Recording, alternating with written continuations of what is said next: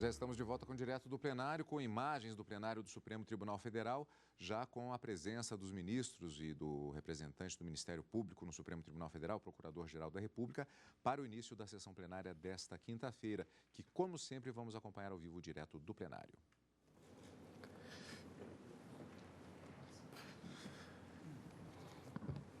Boa tarde a todos. Declaro aberta a 37ª sessão extraordinária deste plenário do Supremo Tribunal Federal.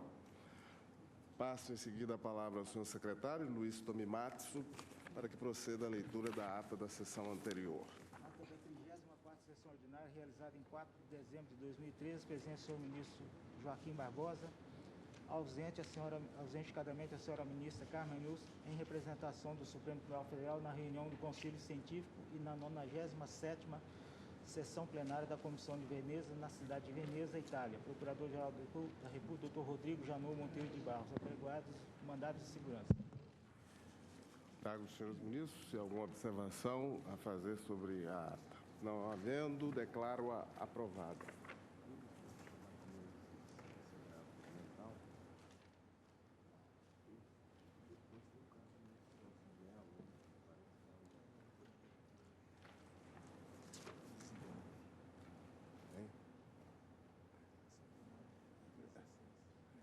Isso, assim, chamo a julgamento os embargos de declaração na ação penal 516.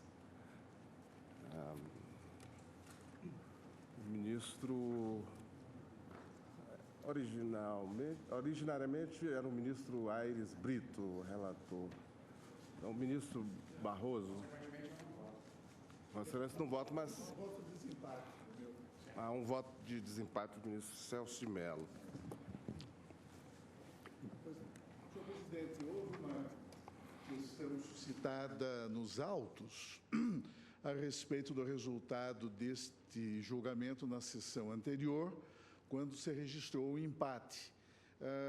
O José Fuscal de Cesílio, vulgo Tatico, sustenta que Vossa Excelência, como presidente do tribunal, não teria voto na matéria e, portanto, não se registraria o empate, havendo o resultado final de 5 votos a 4.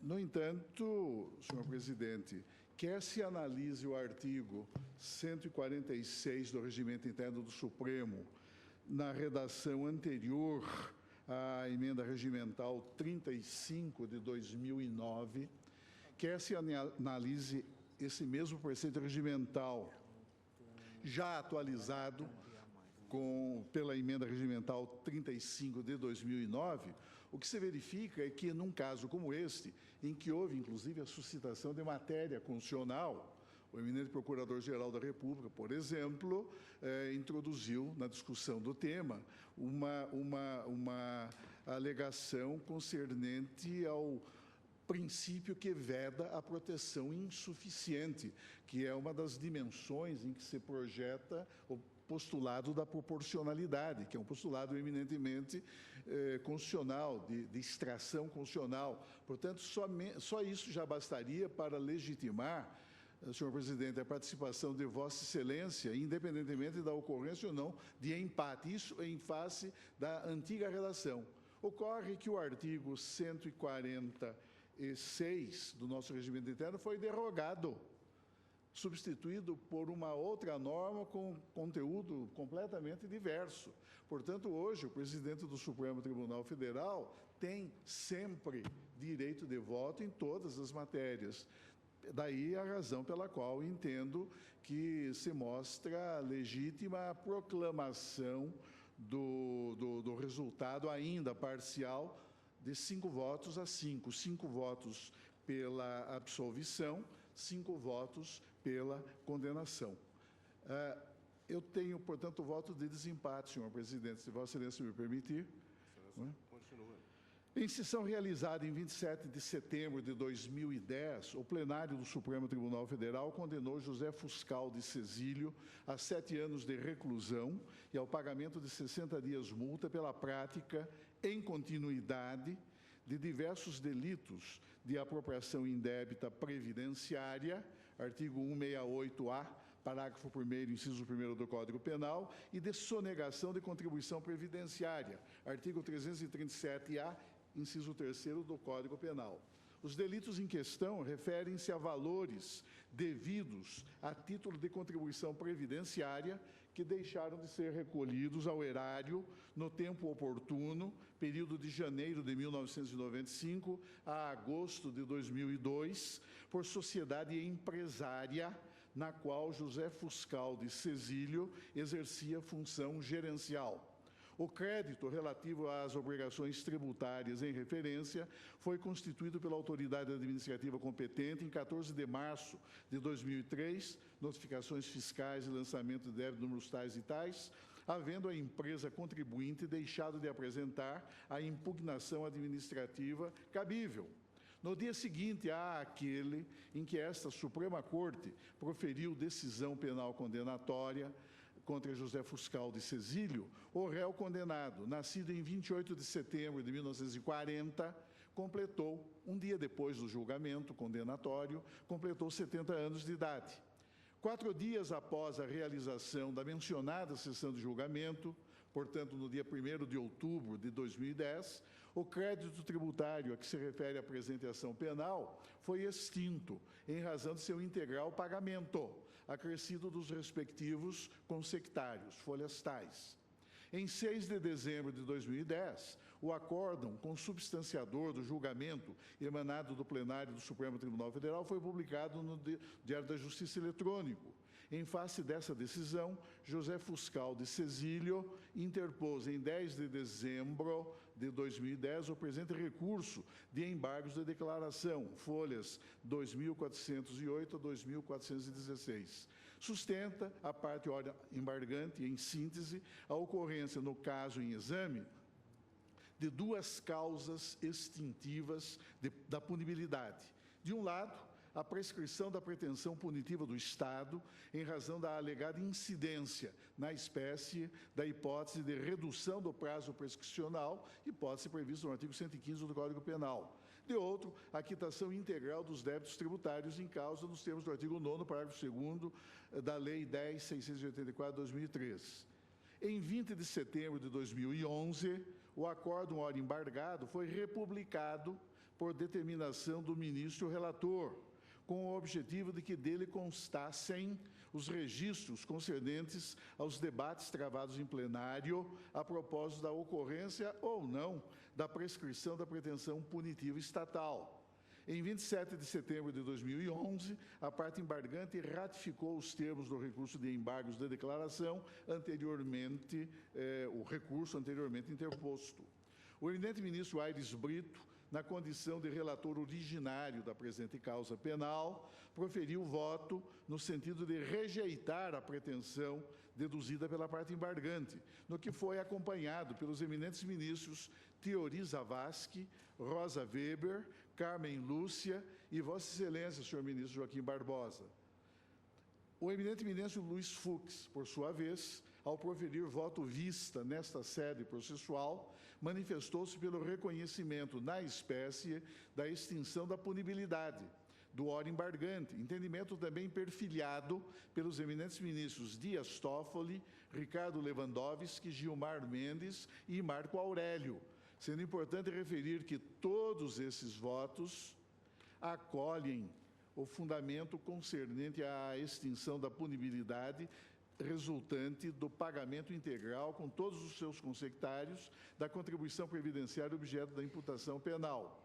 Tendo em vista a ocorrência de situação de empate e considerando minha ausência eventual na sessão realizada em 26 de junho de 2013, o plenário dessa Suprema Corte decidiu suspender o julgamento dos presentes embargos de declaração.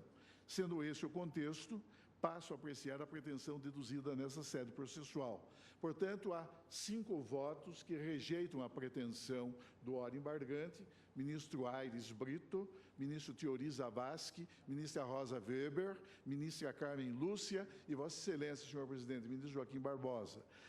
5 outros eminentes ministros acolhem essa postulação: os eminentes ministros Luiz Fux, Dias Toffoli, Ricardo Lewandowski, Gilmar Mendes, desculpe-me, e Marco Aurélio. Ao apreciar a pretensão deduzida nesta sede, por si só, senhor presidente, eu analiso as questões suscitadas pela parte embargante, cuidando inicialmente da alegada prescrição penal resultante da idade do embargante, artigo 115 do Código Penal, que viria a completar 70 anos quando da oposição por ele dos embargos de declaração. Observo que na sessão plenária realizada em 27 de setembro de 2010, foi a sessão de julgamento, sessão na qual foi proferido um decreto de condenação penal por esta Corte. Em 27 de setembro de 2010, José Fuscal de Cesílio foi condenado em relação a cada um dos crimes que praticou em continuidade delitiva a pena de 3 anos de reclusão e 30 dias multa, regulando-se a prescrição da pretensão punitiva do Estado, prescrição em concreto. No caso, pela sanção imposta à hora embargante, mesmo porque não houve recurso interposto pelo Ministério Público,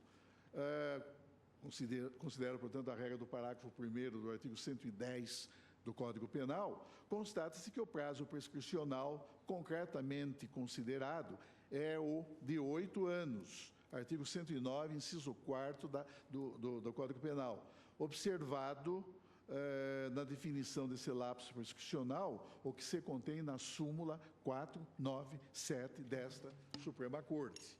Os fatos delituosos sancionados pelos artigos 168-A, parágrafo 1º, inciso 1º, e 337-A, inciso 3º do Código Penal, reputam-se consumados para efeito de contagem do prazo prescricional na data em que constituído definitivamente o crédito tributário relativo à contribuição previdenciária sonegada ou indevidamente apropriada, mencionando diversos precedentes desta Corte. Desse modo, a data de 14 de março de 2003 caracteriza-se, no caso, como o dies a quo, vale dizer, o termo inicial do lapso prescricional aplicável ao caso. O prazo prescricional, considerado a pena concreta aplicada a José Fuscal de Cesílio, consumar-se-ia, portanto, no dia 13 de março de 2011. 13 de março de 2011. Portanto, 8 anos, segundo o Código Penal. Ocorre, no entanto, que antes dessa data, mais precisamente em 19 de fevereiro de 2009, sobreveio causa interruptiva da prescrição penal, caracterizada na espécie pelo ato de recebimento da denúncia pelo plenário do Supremo Tribunal Federal. O lapso prescricional em referência, portanto, em face da incidência dessa causa interruptiva, reiniciou-se integralmente em 19 de fevereiro de 2009, data em que, como salientado, a denúncia foi recebida. Na sessão de julgamento realizada em 27 de setembro de 2010, esta Corte acolheu, como já referido, a pretensão punitiva deduzida pelo Ministério Público, ocasião em que se verificou a ocorrência de nova causa interruptiva do prazo prescricional, artigo 117, inciso 4º, cujo dies ad quem restou projetado em consequência para a data de 26 de setembro de 2018.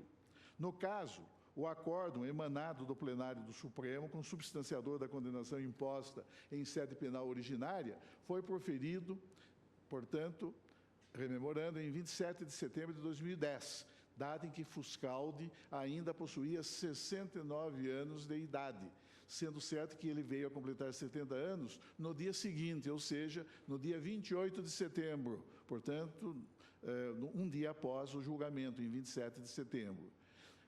Considerada unicamente a situação que venho dispor, teria restado íntegra a pretensão punitiva do Estado, porque efetuado o julgamento pelo Supremo em sessão pública, um dia antes de atingida a idade de 70 anos, pelo embargante, que somente teria direito à redução da prescrição penal pela metade, artigo 115 do Código Penal, se, à época da condenação penal, já houvesse atendido o requisito etário, 70 anos na espécie. Cabe relembrar, nesse sentido, os inúmeros precedentes desta Corte que consagraram, em torno da compreensão do artigo 115 do Código Penal, diretriz cujos termos apontam a data do julgamento penal como sendo aquela juridicamente relevante para efeito da redução do lapso prescricional. Aqui eu menciono acórdãos da lavra dos eminentes ministros Aires Brito, Allen Grace, ministro Veloso, Ricardo Lewandowski, Gilmar Mendes, acórdãos de que eu também fui relator nesta Corte, e transcrevo aqui as respectivas emendas. E também, Vossa Excelência, senhor presidente, ministra Carmen Lúcia, ministra Ellen Grace, e digo que essa orientação tem o prestigioso beneplácito do Magistério da Doutrina, e menciono aqui diversos autores, valendo referir no ponto a lição de André Guilherme Tavares de Freitas, que aqui transcrevo, no sentido de que a segunda hipótese de redução de prazo prescricional prevista no artigo 115 do Código Penal ocorre quando o agente criminoso possuir, na data da sentença, idade superior aos 70 anos. Entendemos que a expressão sentença deve ser entendida como a primeira decisão de mérito condenatória proferida no caso.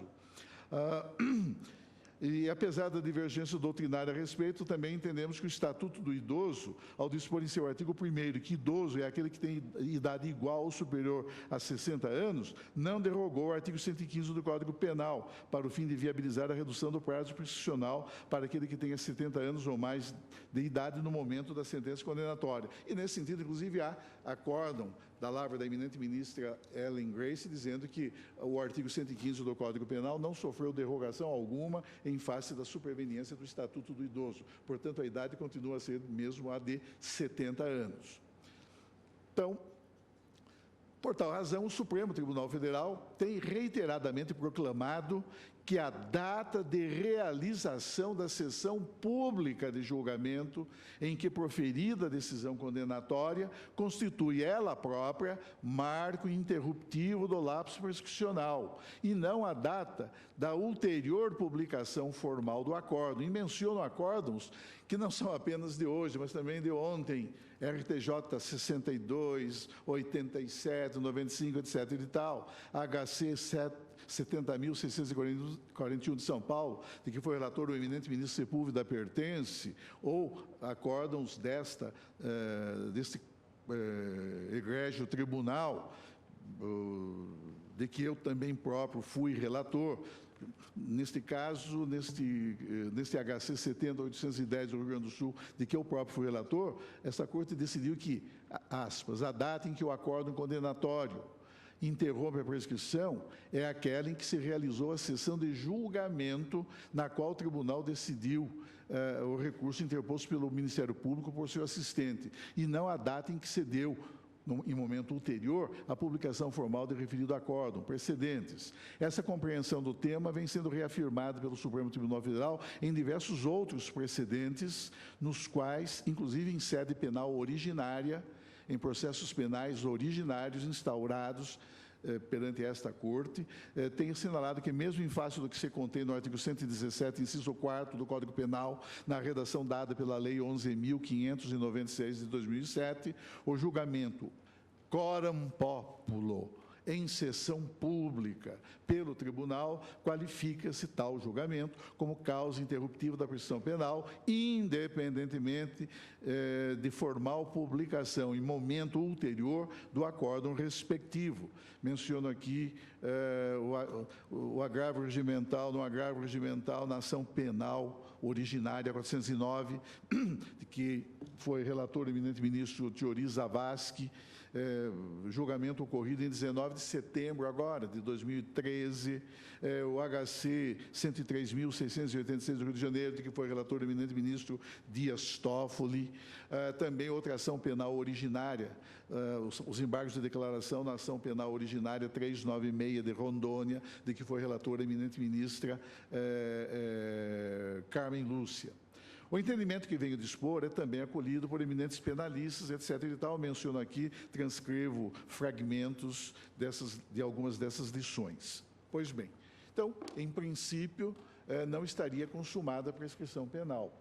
Ocorre, no entanto, que esta Suprema Corte, não obstante os precedentes que venho de mencionar, tem salientado que, se o condenado vem a completar 70 anos, como no caso foi um dia após a sessão pública de julgamento, mas opõe embargos de declaração pertinentes, cabíveis, reputados admissíveis, como sucede no caso, esses embargos foram admitidos, foram conhecidos, em que busca infringir o julgado de modo processualmente legítimo, como se verifica no caso, torna-se possível reconhecer a incidência da norma fundada no artigo 115 do Código Penal, pelo fato de a decisão que apreciar os embargos declaratórios que possuem função integrativo, retificadora e complementar, substituir aquela decisão que constituiu o objeto de impugnação mediante essa mesma modalidade recursal. E se assim o é, torna-se claro que assume relevo jurídico material a data em que é atingida a idade de 70 anos, quando ainda pendentes de julgamento referidos embargos de declaração, como ocorreu na espécie em exame, em que o ora embargante já completara 70 anos, ainda na pendência da análise final de tal recurso. É forçoso reconhecer que, nessa específica situação, a jurisprudência do Supremo Tribunal Federal tem aplicado a causa de redução do lapso prescricional a que alude o artigo 115 do Código Penal. Menciono precedentes da lavra do eminente ministro Carlos Aires Brito, nos embargos de declaração, em embargos de declaração no inquérito número tal, do eminente ministro Marco Aurélio, cuja ementa transcrevo, também nesse mesmo sentido. Sua Excelência destacou nessa ementa o seguinte tópico: prescrição, artigo 115 do Código Penal, aferição da idade na dicção da ilustrada maioria. Afere-se a idade do condenado para definir-se a prescrição na data da apreciação do mérito da ação penal. Ainda sob essa ótica, estando pendentes embargos declaratórios, é o caso desses autos, quando do implemento da idade, 70 anos, dá-se a incidência do preceito, daquele preceito consubstanciado no artigo 115 do Código Penal. E esse foi um acórdão proferido no julgamento do HC 89-969 do Rio de Janeiro. Desse modo, e tendo em vista os precedentes ora mencionados, peço vênia para acompanhar no ponto o voto proferido pelo eminente ministro Luiz Fux, declarando extinta a punibilidade do ora embargante, em virtude da consumação, quanto a ele, da prescrição penal, considerado o que dispõe o artigo 115 do Código Penal. Porque no momento em que esta Corte está julgando ainda os embargos da declaração, eles já completaram 70 anos. Verifico, de outro lado, no tocante à alegada incidência, no caso em exame, da causa de extinção da punibilidade que alude ao artigo 9º, parágrafo 2º da Lei 10.684/2003, que também assiste razão à parte embargante. É certo que os fatos delituosos, objeto da apresentação penal, foram praticados em momento anterior à vigência da Lei 10.684/2003. Não se desconhece igualmente que, com a superveniência da Lei 11.941, de 27 de maio de 2009, que em seu artigo 68 disciplinou de maneira integral a mesma matéria até então regulada no artigo 9º da lei. Bom, mas é que não interessa aqui no caso. Entendo, digo isso, ainda assim, que a norma consubstanciada no parágrafo 2º do artigo 9º da lei, por revelar-se uma norma benigna, mostra-se apta a incidir, no caso, sobre os fatos delituosos praticados, ainda que em momento anterior, da vigência da regra legal em causa. Aqui faço considerações em torno do alcance do inciso 40 do artigo 5º da Constituição da República, que estabelece o princípio da retroatividade benigna e da ultratividade benéfica em favor de qualquer pessoa, independentemente da natureza da acusação ou de eventual condenação penais. A circunstância de ordem temporal decorrente da sucessão de leis penais no tempo revela-se apta a conferir aplicabilidade, no caso, às disposições penais benéficas contidas no parágrafo 2º do artigo 9º da Lei 10.684 de 2003, em favor do ora embargante, eis que os fatos delituosos foram cometidos por esse recorrente antes da edição de mencionado diploma legislativo. Inteiramente aplicável à hipótese desses autos, a orientação desta Corte, que esta Corte firmou no julgamento do HC 81.929 do Rio de Janeiro, de que foi relator o eminente ministro César Peluso, no sentido de que a Lei 10.684 de 2003, tratando-se dos crimes previstos na lei tal e no Código Penal, inclusive esses dois, 168-A e 337-A, autoriza a extinção da punibilidade nos casos em que o agente, aspas, efetuar o pagamento integral dos débitos oriundos de tributos e contribuições sociais, inclusive acessórios, fecha aspas, nos termos do parágrafo 2º do artigo 9º da Lei 10.684 de 2003. Ainda que tal pagamento, salientou esta Corte no precedente de que foi o relator eminente ministro Peluso, ocorra após o recebimento da denúncia. E aqui transcrevo a ementa desse acórdão. Ação penal, crime tributária, tributo, pagamento após o recebimento da denúncia, extinção da punibilidade, decretação, HC concedido de ofício para tal efeito. Aplicação retroativa do artigo 9º da Lei Federal 10.684 de 2003, combinado com o artigo 5º, inciso 40, da Constituição da República e do artigo 61 do CPP. O pagamento do tributo a qualquer tempo, ainda que após o recebimento da denúncia, extingue a punibilidade do crime tributário. Cabe registrar que o eminente ministro Luiz Fux, que iniciou a divergência, acompanhado dos eminentes ministros Dias Toffoli, Ricardo Lewandowski, Gilmar Mendes e Marco Aurélio, o eminente ministro Luiz Fux, portanto, ao reconhecer configurada essa causa extintiva da punibilidade, invocou como fundamento o artigo 69 da Lei 11.941 de 2009 para concluir, tendo em vista a presunção de constitucionalidade que milita em favor de todos os atos estatais, inclusive daqueles de caráter legislativo, que, presentemente, a quitação integral dos débitos tributários a qualquer tempo extingue a punibilidade do crime tributário. Entre aspas, esta frase, apoiando-se, para tanto, no precedente que venho de referir, o HC 81.929 do Rio de Janeiro, do ministro Peluso. Mostra-se relevante destacar o seguinte fragmento que, extraído do voto do eminente ministro Luiz Fux, bem examinou esse específico aspecto da questão. E eu transcrevo, reproduzo no texto do meu voto o fragmento dessa manifestação do eminente ministro Luiz Fux. Vale ter presente por oportuno que essa diretriz jurisprudencial tem sido observada em outros julgamentos proferidos no âmbito desta Corte, a propósito de situações assemelhadas à que ora se examina. Menciono precedentes da lavra do eminente ministro César Peluso, também HC 85.273 de Santa Catarina, do eminente ministro Gilmar Mendes, HC 89.794 de São Paulo, também outro do ministro Peluso, HC 85.643 do Rio Grande do Sul, do ministro Eros Grau, HC número tal, também do eminente ministro Luiz Fux, no julgamento de agravo regimental no RE criminal 575.071 de São Paulo.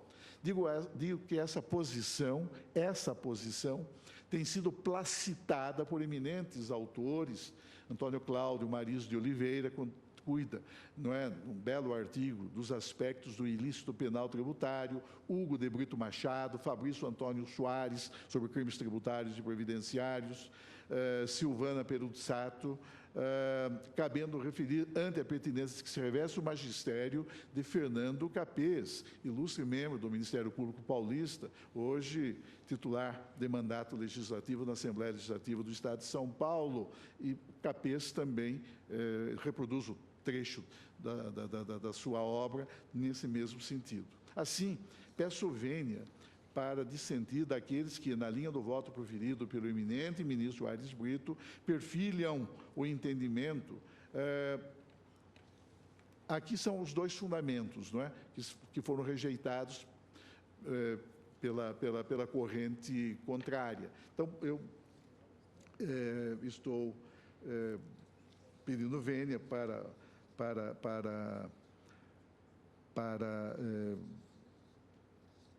adotar posição diversa, acompanhando, portanto, o dissenso iniciado pelo eminente ministro Luiz Fux. Enfim, sendo assim, e em face das razões expostas e com toda a vênia que rogo aos eminentes ministros que adotam entendimento em sentido contrário, acompanho a divergência iniciada pelo eminente ministro Luiz Fux e acompanhada pelos eminentes ministros Ricardo Lewandowski, Dias Toffoli, Marco Aurélio e Gilmar Mendes, para declarar extinta a punibilidade do ora embargante, seja em razão da redução do lapso prescricional, com apoio no artigo 115 do Código Penal, seja em razão da quitação integral do débito tributário a que se refere a presente ação. Nesse sentido, portanto, senhor presidente, é o meu voto. Proclamo o resultado. Acolhidos os embargos, vencidos os ministros Aires Brito, relator, ministro Joaquim Barbosa, ministra Rosa Weber, Carmen Lúcia, ministro Teori Zavascki. Redigirá o acordo o ministro Luiz Fux. Senhores ministros,